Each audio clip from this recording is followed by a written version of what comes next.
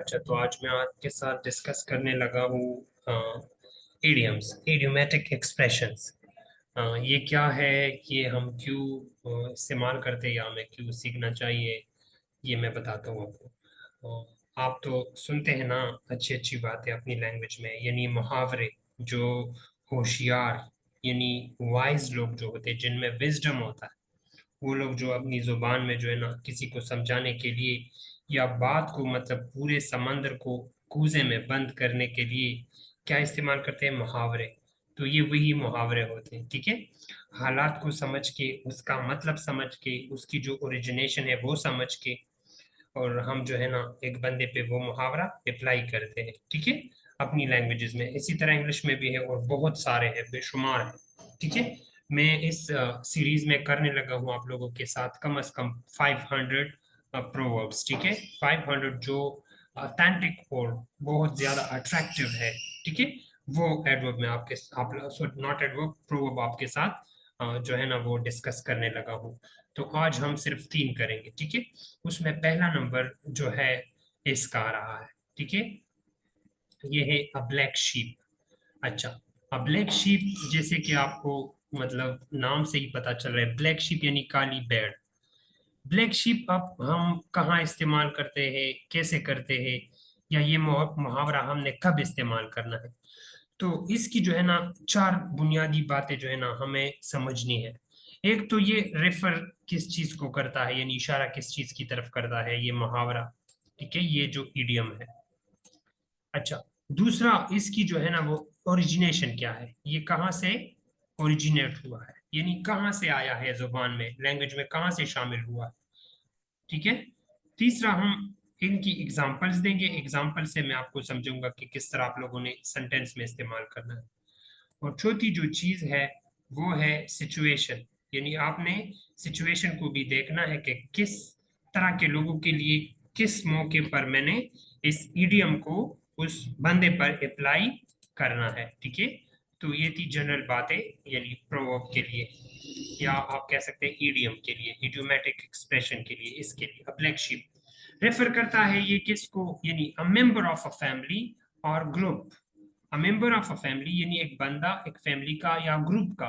Who is considered, जो कि माना जाता है अनकन्वेंशनल, यानी जो अनकन्वेंशनल हो, कन्वेंशनल ना हो, अनकन्वेंशनल हो, यानी रिवायात के मुताबिक ना हो, गैर रिवायती हो, यानी अपने ग्रुप से, फैमिली से अलग किस्म का हो।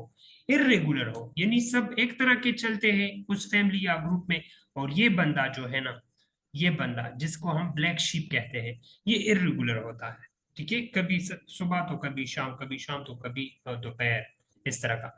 और डिसरप्टेबल, या परेशानियां, डिस्टरबेंस और मसले क्रिएट करता है उस ग्रुप में, ये इस तरह का बंदा।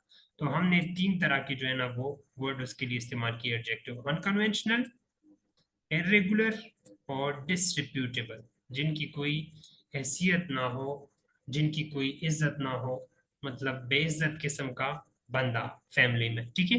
उसके लिए हम कह सकते हैं कि he is a black sheep या she is a black sheep, इस तरह। अच्छा, समवन, ऐसा बंदा, who does not conform to the norms और expectation of their family, community और पीर ग्रुप, यानी ऐसा बंदा जो कंफर्म ना हो, यानी किसको, नॉर्म्स के मुताबिक, यानी जो सेंटिमेंट्स है और जो उसूल है, यानी जो एक्सपेक्टेशन तवक्कुआत है उस पर पूरा ना उतरता हो, अपनी फैमिली के लिए, कम्युनिटी के लिए, या पीर ग्रुप यानी अपने फ्रेंड्स वगैरह में, ठीक है। इस तरह के बंदे के लिए हम कहते हैं कि he is a black sheep या she is a black sheep. अच्छा, ओरिजिनेशन, अभी दो सेकंड नंबर पे, ये इडियम हमारे पास कहाँ से आया है और ये क्यों हमने इस्तेमाल किया है, ठीक है, या हम क्यों इस्तेमाल कर रहे हैं इंग्लिश लैंग्वेज में।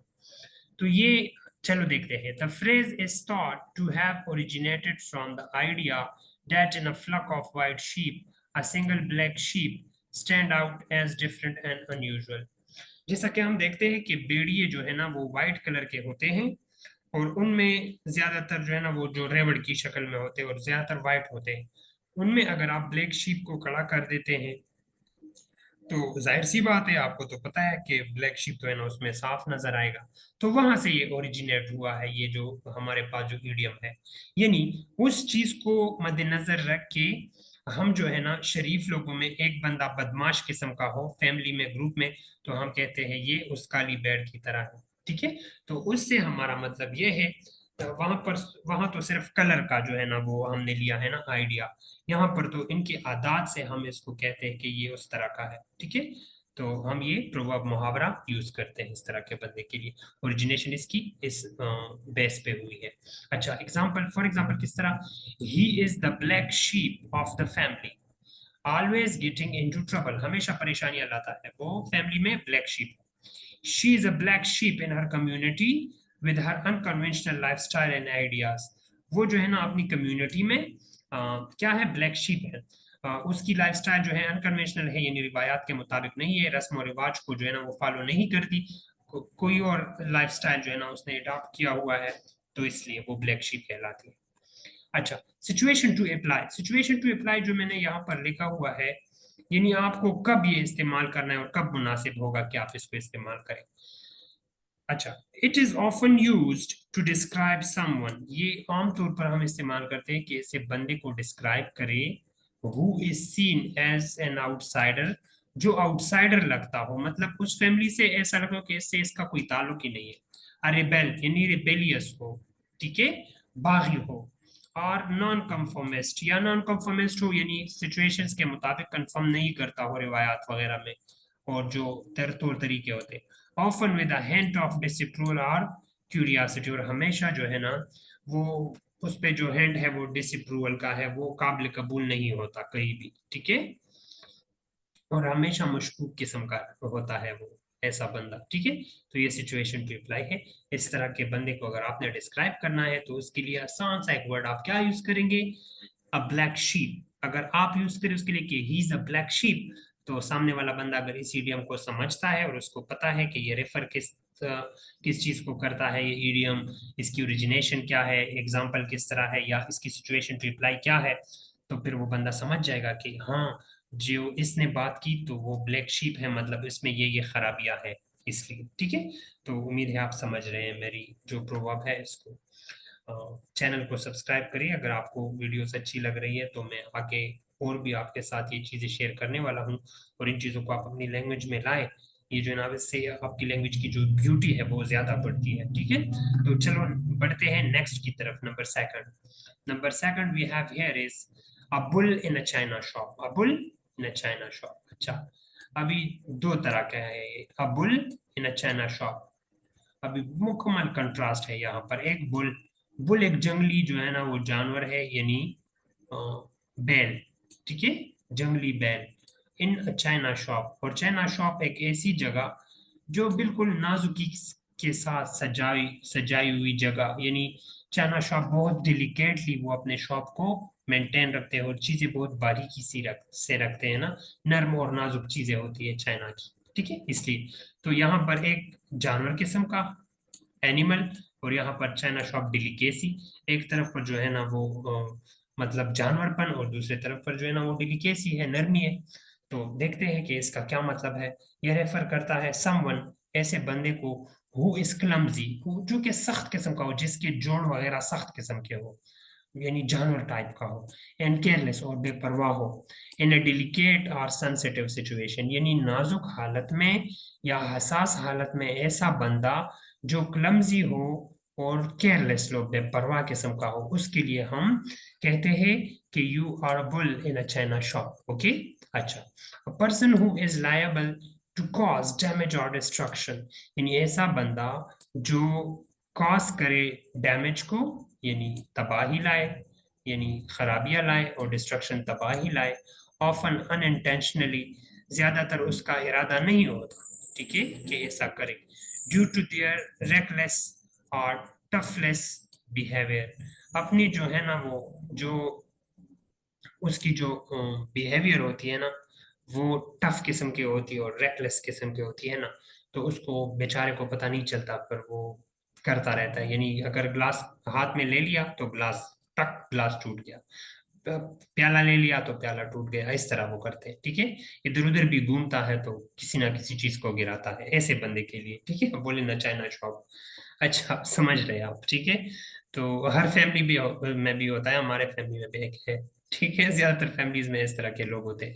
अच्छा, ओरिजिनेशन, अभी ओरिजिनेशन क्या है इसकी, तो वो देखते हैं। ठीक है, द फ्रेज, ये फ्रेज जो है is thought to have originated from the idea of a bull. ठीक है, a powerful and potential destructive animal, यानी बहुत ताकतवर, पोटेंशियल जिसमें तवानाई होती है, डिस्ट्रक्टिव तबाही लाने वाला एनिमल। ठीक है, वैसे भी वो घूमता है तो टक्करे मारता है और लाते मारता है। ठीक है, बीइंग लेट लूज, जब जो है ना हम छोड़ते हैं उसको loose in a fragile and valuable china shop, यानी जब हम उसको नाजुक और जो है ना वो आप कह सकते हैं कि बहुत नाजुक किस्म के चेना शॉप, कीमती शॉप में हम छोड़ते हैं, where it could cause significant damage, जहां पर ये खासा जो है ना वो डैमेज ला सकता। तो इस तरह के बंदे के लिए ऐसे सिचुएशन में जो है ना वो हम कहते हैं कि ये bull in a china shop है। ठीक है, अच्छा, सेंटेंसेस में आपने किस तरह इस्तेमाल करना है, एग्जांपल्स में देखते हैं। He is like a bull in a china shop, always breaking things and causing chaos. ठीक है, वो बुल है चाइना शॉप में उसकी तरह है, हमेशा जो है ना ब्रेक करता है चीजों को और कॉजिंग, और वाकया करता है क्या, क्योस, परेशानी। ठीक है, परेशानियां लाता है अपने जो है ना वो मूवमेंट की वजह से, और ये तोड़ फोड़ की जो वो है उसमें क्या कहते हैं, पोटेंशियली कह ले वह भी इस, और क्या कह सकते हैं उसमें जो है ना उसकी वजह से।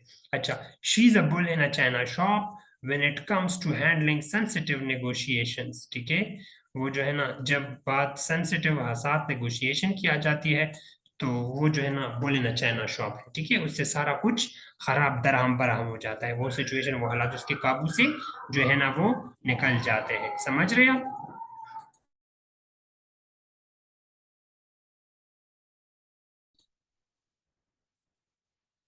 अच्छा, तो नेक्स्ट सिचुएशन जो है ना अभी हमने देखना है कि सिचुएशन क्या है। इसके लिए ठीक है, अच्छा, तो सिचुएशन टू अप्लाई, किस सिचुएशन में हमने अप्लाई करना है वो देखते हैं। It is often use to describe, यो आमतौर पर हम इस्तेमाल करते हैं कि हम वजाहत करें समवन हु इज awkward, ऐसे बंदे की कि जो awkward हो, बेकार किस्म का हो, केयरलेस हो, लापरवाह हो, और इनसेंसिटिव या सेंसिटिव ना हो। ठीक है, इन सिचुएशन दैट रिक्वायर्ड फाइननेस, ऐसे सिचुएशन में जो फाइननेस चाहता हो, टैक्ट, ठीक है, टैक्टिक्स, जहां पर टैक्टिक्स की जरूरत हो, इस तरह बेपरवाही से कदम रखना और इधर उधर घूमना, इस ये चीजों से जो है ना वो साइड पर हो ऐसी सिचुएशन में, और केयरफुल हैंडलिंग या केयरफुल हैंडलिंग की जरूरत हो इस सिचुएशन को। तो इस सिचुएशन में अगर ऐसा बंदा हो जो टूट फूट लाए और जो है ना परेशानियां, प्रॉब्लम इकट्ठे जो है ना वो करे, तो इस तरह के बंदे के लिए we can use this type of idioms and we can say that he is a bull in a china shop और she is a bull in a china shop. ठीक है, तो ये था हमारा ईडियम नंबर सेकंड, और मेरे ख्याल से आप समझ रहे हैं। ठीक है, चैनल को लाइक करें, सब्सक्राइब करें, और चलते हैं ईडियम नंबर थ्री की तरफ, जो कि हमारा लास्ट होगा इस लेक्चर में। फिर मैं नेक्स्ट लेक्चर में तीन करूंगा, इस तरह तीन तीन करता जाऊंगा। ठीक है, मैं तीन तीन इसलिए करूँ, मैं ज्यादा भी कर सकता हूँ, पर ये कम इसलिए करूँ, मैं डिटेल से करूँ इनको। ठीक है, एक एक को समझने आपने, और नोट्स बनाते जाए अपने लिए। अच्छा, number third we have here is a cat and a dog. A cat यानी बिल्ली, और कुत्ता। ठीक है, दोनों अपोजिट, बिल्कुल एक दूसरे से इनकी नहीं बनती।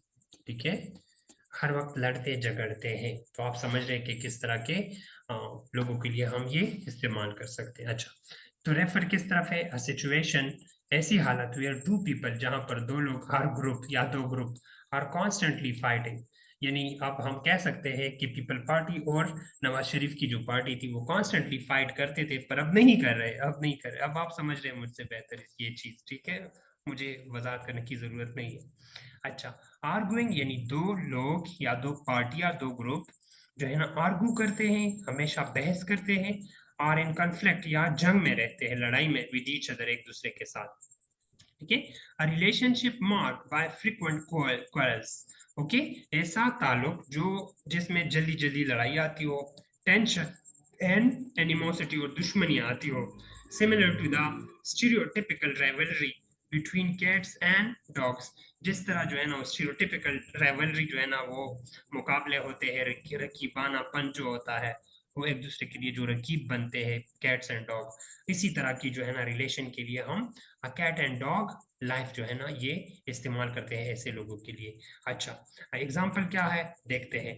Those two siblings lead a cat and a dog life, always arguing and fighting.